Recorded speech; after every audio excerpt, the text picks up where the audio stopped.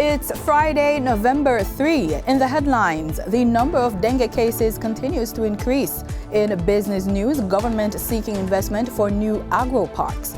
Regionally, Guyana's vice president condemns inhumane treatment of Venezuelans. Internationally, U.S. to press Israel for pauses in offensive. In sports, Jamaican hurdler shortlisted for the World Athletics Rising Star Award. And in entertainment news on the passing of dancehall artist Gully Bop.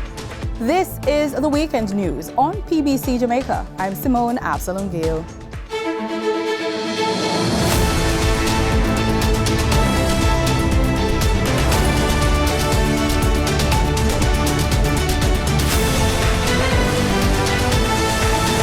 Jamaica has recorded 2,763 suspected, presumed, and confirmed dengue cases as of Wednesday, November 1.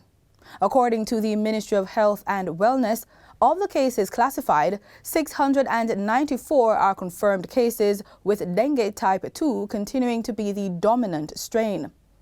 All parishes continue to observe an increase in dengue cases in 2023 compared to 2022, with Kingston and St. Andrew reporting the highest number of cases for 2023. The Health Ministry is again reminding the public that dengue fever is a mosquito-borne disease that is usually a mild illness in which a person may get a fever, headache, joint and muscle pains. Permanent Secretary in the Ministry of Education and Youth, Dr. Kassan Troop, says the Transforming Education for National Development Program trend is different from previous programs.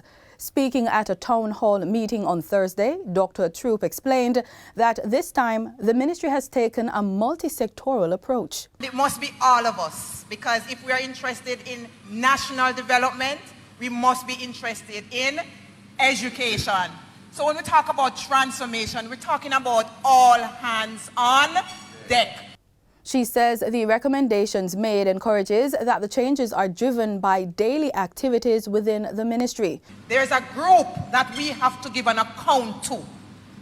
That group is also committed to reporting to the country every quarter what is happening with transformation. That never happened before. Secondly, the transformation recommendations have become the work of the ministry. So the work of the principal, the work of NPSC, the work of the central ministry, the work of every stakeholder is a reflection of the transformation recommendation.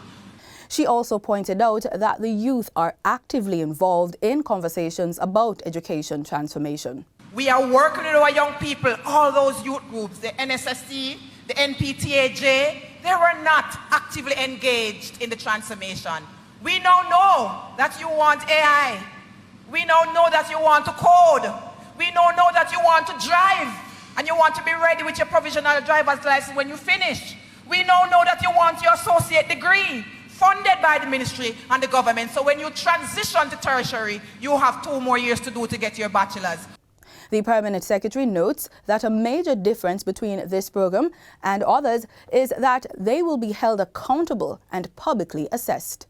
In the past, Maris, we had external persons coming in, we had other things set up, and some persons were driving it. This time, we are the doors of transformation. We have to own it. This is precisely why we are here this evening, because we have to make sure that Jamaica is aware of every single commitment that we are making so you can hold us accountable. We have social spaces like this that you can call us out. Trend is a robust $34 million communication plan which aims to sensitize the public about the transformation process. With the tagline "For a Brighter Tomorrow," the plan forms part of the work of the Education Transformation Oversight Committee, ETOC. In the extended business report, the government is seeking investment for new agro-parks. Danita Rodney reports.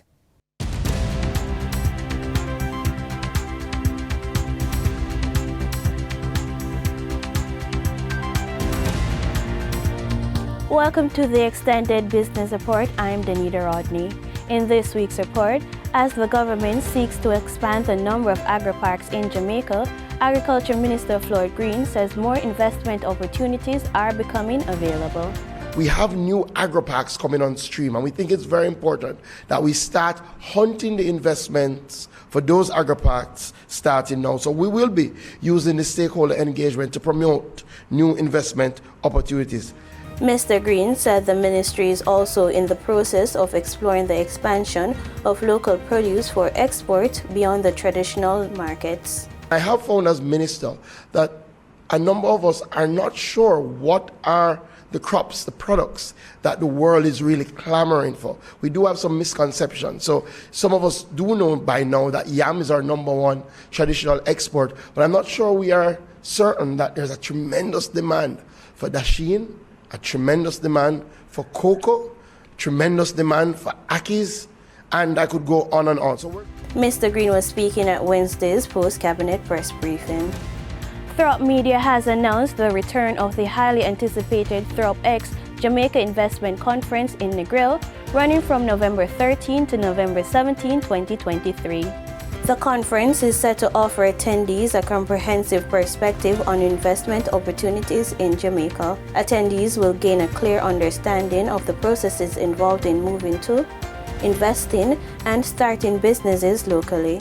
Key features of the conference include expert panels, real estate tours, and networking events. For more information, interested persons can visit the company's website at www.thropx.com.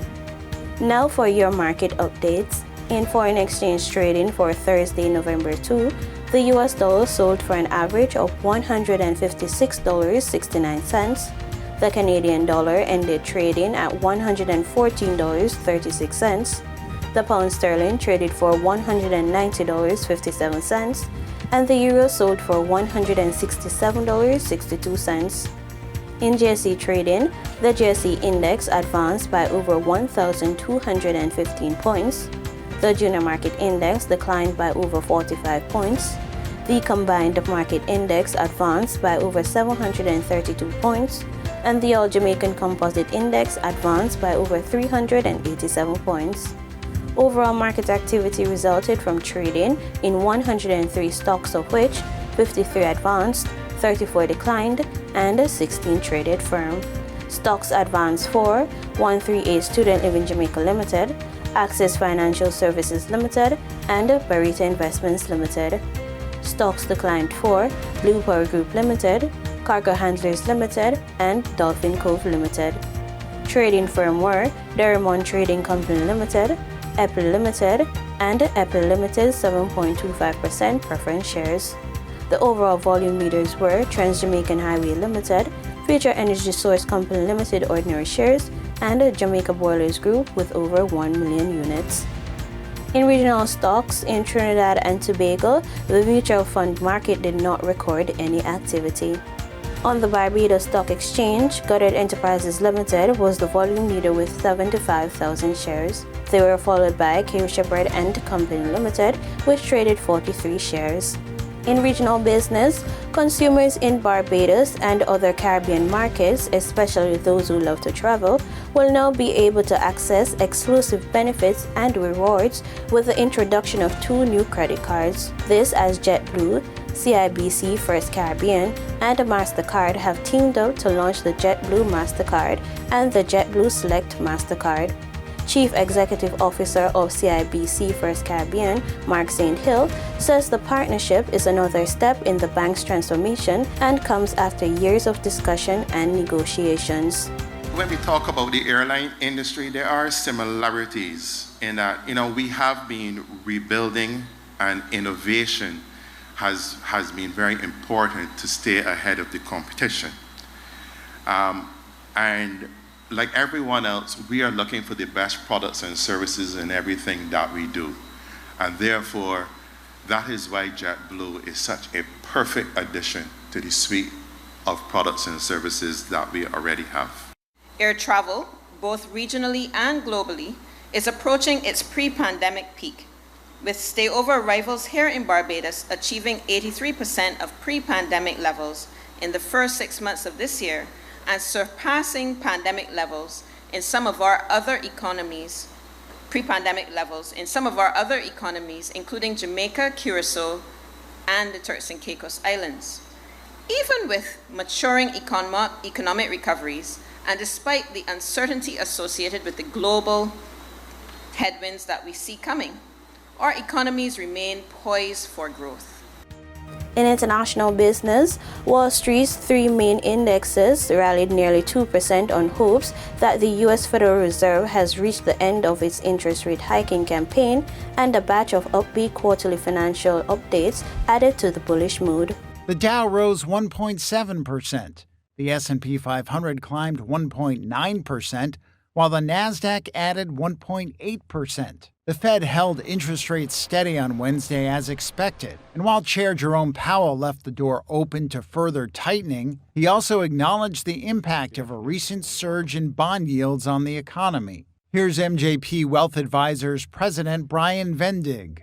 Yeah, today's market is a bounce back, I would say, a little bit off of Chairman Powell's comments yesterday, where the Federal Reserve actually spent more time talking about demand and inflation in the economy versus interest rates. And I think that gave investors some calm in the sense of how they think about monetary policy moving forward, and that there's a lower probability of a rate increase this year. All 11 major S&P 500 sectors rose, led by energy and real estate. In earnings, Qualcomm advanced nearly 6% after the chip designer forecast first quarter sales and profit above Wall Street estimates. And Starbucks jumped 9% after fourth quarter results topped forecasts.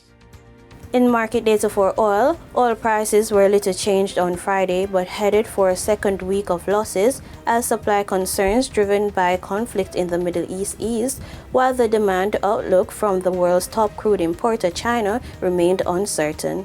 Brent crude futures were down 13 cents to $86.72, while West Texas Intermediate crude futures slipped 10 cents to $82.36 a barrel. And that was the business report on PBCJ. I'm Danita Rodney. Back to you, Simone. In regional news, Guyana's Vice President Dr. Brat Jagdeo condemned the inhumane treatment of Venezuelans in Guyana, stating clearly that Guyana will not be a country that promotes xenophobia. Jagdeo's statement was made at a press conference on Thursday, days after a video circulated on social media with Venezuelans being bullied while told to strip naked and altogether treated inhumanely. Over the past week, we have seen some reprehensible incidents targeting Venezuelans. Totally reprehensible. I've seen one video that made my stomach turn. We have to understand our own history. When we had a difficult time here, I think people forget that sometimes. When we had no freedom here, when we were ranked below Haiti, when we didn't have food here, couldn't find jobs, large numbers of our people fled this country, fled from oppression and hunger. There were economic migrants that fled to Venezuela, Suriname, the Caribbean, North America, everywhere in the world. Many of them are our family, or our families, because almost every Guyanese family probably have someone abroad who've left here at one time or another for betterment. We have always insisted that people treat our people with dignity, respect, but that they be compliant with the laws of the country in which they live. We still have Guyanese who migrated and live in Venezuela. Just imagine if somebody had, even whatever the accusations are, if people steal, they say you steal, strip your daughter or mother or someone's sister, and say walk down the road just like that because of who they are. They're migrants. Just imagine how we would react here in Guyana to this. We'd be up in arms, outraged by this happening in another country with our people. This here, what they do here, can harm our people elsewhere, where some of them still live in these countries if there is retaliation. And people have to understand this. The migrants who are here, the majority of them, you have seen how they've come to this country. They've come with very little. Many of them were settled, they were doing well. They've come with like the babies and everything else. A call has been made for continuous support for medical laboratories across the region, and not just in times of crisis. Infectious disease consultant Dr. Corey Ford made the call while addressing the Caribbean Association of Medical Technologists Awards ceremony held recently. There needs to be easy access with regards to culture reports and other important pieces of information be shared between Caribbean countries. That is a request I make of CARICOM. We have to have expanded training capacity, and yes, PAHO has provided us with assistance where that is concerned, but I believe that we certainly can do more and better. CME registration, correct me if I'm wrong, but I did research it.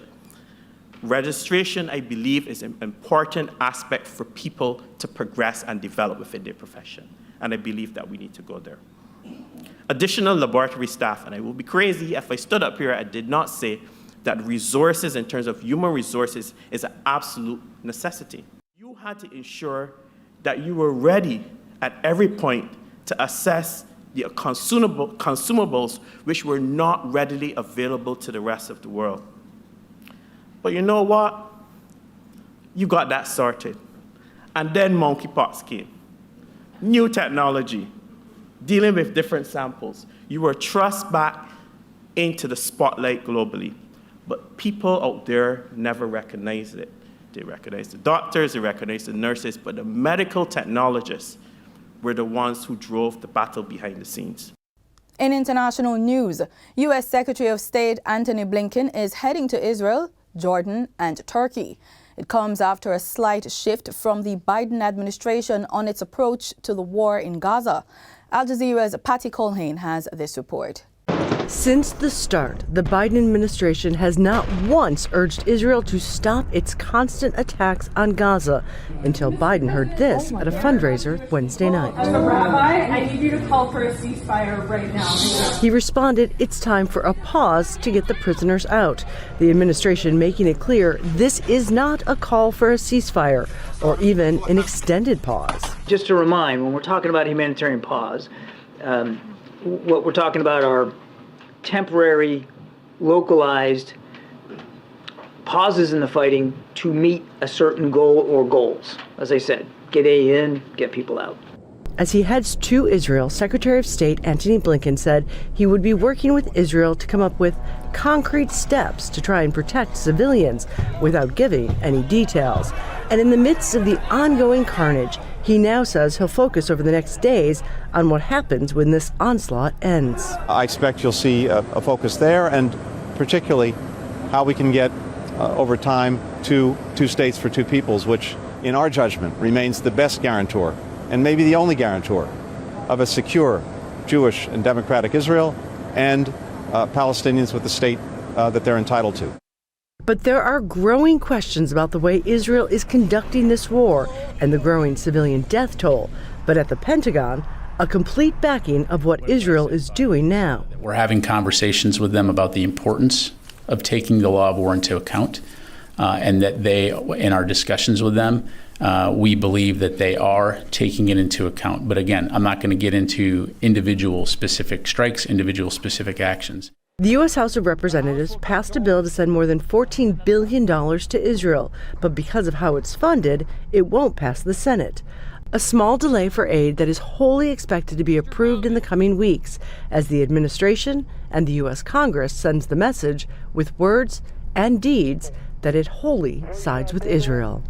Patty Colhane, Al Jazeera, Washington. In sports, 400 meters hurdler Rashawn Clark has been named among 3 athletes shortlisted for the World Athletics Rising Star Award for the 2023 season. The announcement was made on Wednesday. The 19-year-old Jamaican is coming off an outstanding season where he broke the world under-20 record in the men's 400 meters hurdles, running 47.35 seconds in the semi-finals at the World Championships in Budapest, Hungary in August.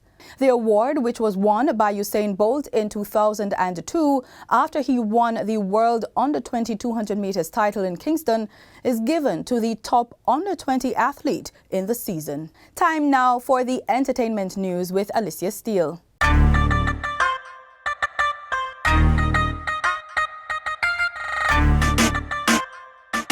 Prepare yourself for a riveting experience on PBCJ's e-News, where we bring you the most exciting and captivating entertainment news. I'm Alicia, your enthusiastic host, ready to add some excitement to your day with the latest updates. Today, we have unfortunate news to share about the untimely passing of dancehall sensation Gully Bop. Furthermore, we'll be discussing the eagerly anticipated Dancehall Week scheduled for February 2024. Stay tuned because this show is designed to leave you wanting more. Gully Bop, the dancehall star known for his rags to riches stories, has passed away. The artist, whose real name is Robert Malcolm, was admitted to the Kingston Public Hospital due to complications from kidney disease. His pastor confirmed the news, expressing regret for not being there with him during his final moments. Gully Bop gained fame in 2014 with a viral video, but faced various personal and legal challenges in the following years. Despite receiving a kidney transplant in 2022, he continued to struggle with his health. In August, a plea for assistance on his behalf was made on social media. Rest easy, Gully Bop. Minister of Culture, Gender, Entertainment and Sports, Olivia Grange, has expressed her support for the upcoming Dancehall Week, which will be held during the 2024 staging of Reggae Month. The event has received the endorsement of both the Ministry of Culture and the Jamaica Cultural Development Commission, JCDC. Minister Grange emphasized the significance of dancehall as an integral part of Jamaican music and its potential to attract visitors from around the world. She also highlighted the economic benefits that can be derived from the festival economy. Lenford Salmon, Executive Director of the JCDC, will be working closely with the team to ensure the success of Dancehall Week. The events will be organized by Dancehall Lifestyle JM, a newly incorporated company with experienced individuals behind it. Dancehall Week is scheduled to take place from February 13th through to the 19th, 2024. Despite the challenging weather conditions of torrential rain, Night 1 of the World Creole Music Festival, WCMF, in Dominica commenced with great enthusiasm and showcased the new generation of Caribbean music. Hundreds of dedicated spectators braved the rain to attend the event and were rewarded with electrifying performances from 8 talented acts. Notable artists like Popcorn, Michelle Anderson, Vibe, and Patrice Roberts took the stage, captivating the audience with their incredible talents. The night became even more special with a surprise appearance from Dominican Prime Minister Roosevelt Skerritt, adding to the excitement and festivities. We have come to the end of yet another exciting episode of PBCJ's e-News. I, Alicia, your vibrant host, want to express my utmost delight in keeping you up to date with all the latest in the world of entertainment. Before we part ways, I want to take a moment to express my sincere gratitude to our incredible viewers. Your unwavering support and enthusiasm truly inspire me. So, go out there, embrace every moment, and continue to live an entertaining lifestyle. Before we end the newscast, the PBCJ family has lost one of its beloved colleagues, Mrs. Carla Thomas Hewitt. Mrs. Hewitt was our production executive for 15 years, but she had been part of the media landscape for more than 20 years. She's survived by her husband Habakkuk and children Joel and Jude. Here are some highlights from the celebration of the life and work of Mrs. Carla Thomas Hewitt. It is with heavy hearts and tearful eyes that we gather here today to remember and celebrate the life of a dear friend, a cherished colleague, and a true inspiration, Carla Ann. For over 15 years, we had the privilege of working alongside someone whose impact reached far beyond the office walls. Carla was a Christian woman, a godly woman, a woman of quiet and unrelenting faith. She started out as a trainee video editor and quickly established herself as a force to be reckoned with in the field. We loved her, but the Lord loved her more. He saw that her labor here had ended and that it was time for her to leave this world of tumult, turmoil, and heartaches on every hand. But in leaving, we believe she has not left behind any unfinished task. She obviously made family everywhere she went. And you could see it by the not only turnout today, but the effect she has had on the various entities she has worked with. And that's it for the news on PBCJ. Thanks for watching.